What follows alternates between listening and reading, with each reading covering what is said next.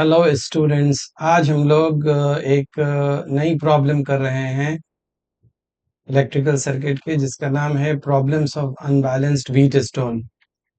देखिए, आप जानते हैं कि व्हीट स्टोन में अगर ये जो रेजिस्टेंस है 3 और 2 का रेशियो अगर 3 और 5 के रेशियो के बराबर होता तो बैलेंस्ड होता, और उस टाइम में ये 3 ओम रेजिस्टेंस को हम हटा देते हैं और बहुत एक सिंपल तरीके से प्रॉब्लम को सॉल्व कर लेते हैं। तो ये कहानी थी आपके बैलेंस्ड व्हीट स्टोन ब्रिज की। लेकिन यहाँ तो व्हीट स्टोन ब्रिज जो है वो बैलेंस्ड नहीं है।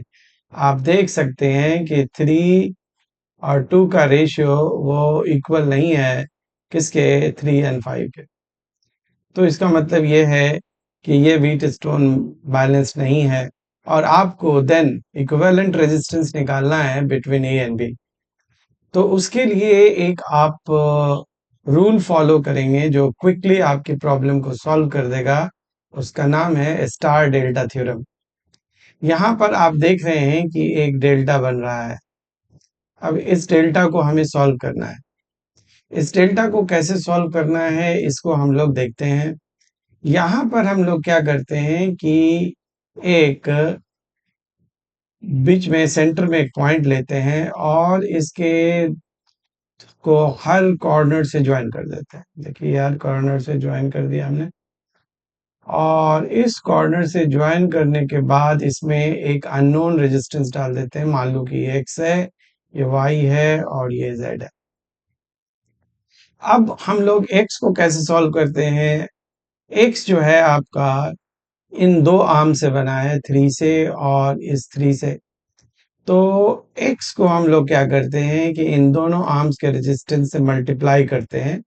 अब देखो, मान लो कि ये यहाँ पर 3 है, तो हम लोग 3 से मल्टीप्लाई किया, और 3 से मल्टीप्लाई करने के बाद हम लोग फिर से 3 से मल्टीप्लाई किया, और बाकी जितने भी इस डेल्टा पे रेजिस्टेंस है, एक यहाँ है, एक यहाँ है, एक यहाँ है, 3 रेजिस्टेंस है, 3 3 3, इन सब का सम कर देते हैं, 3 + 3 + 3, जो कि 9 हो जाएगा।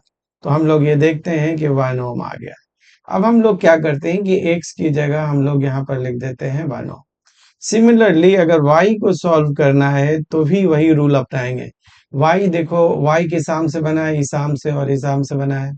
तो यहाँ पर अगेन वो 3 और 3 है, तो उसको मल्टीप्लाई कर देंगे, और डेल्टा के जितने भी रेजिस्टेंस है उनको ऐड कर देंगे, जो कि आएगा 9। और फिर ये आपका कितना हो जाएगा? 1 ओम।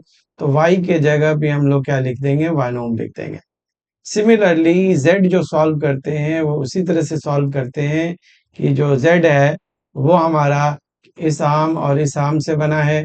तो हम लोग देखते हैं कि यहाँ भी वही कहानी है, 3 × 3 then after 9, so z is also equal to 1 ohm. ठीक है, तो यहाँ पर z का भी वैल्यू जो है 1 ओम।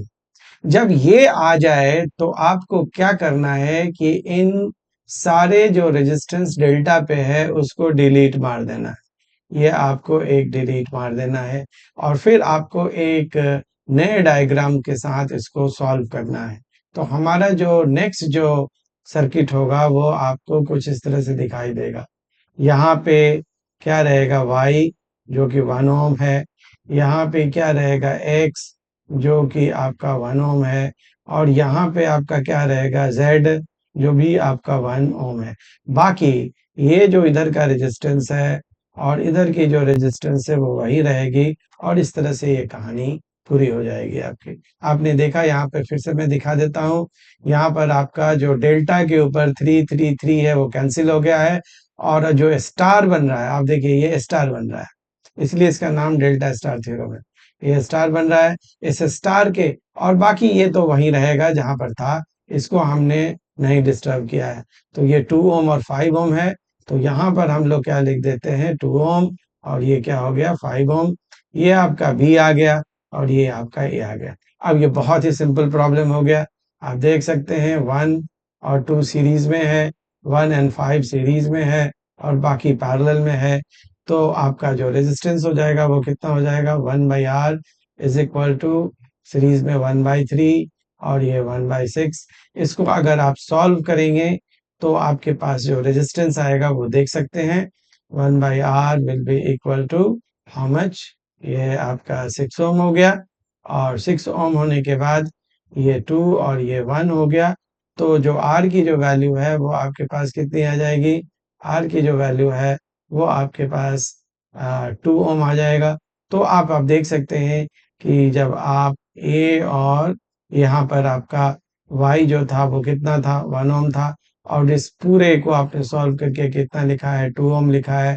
तो A और B के बीच का जो आपका रेजिस्टेंस है वो RAB वो कितना आ गया 3 ओम आ गया। तो this is how you can solve the problem.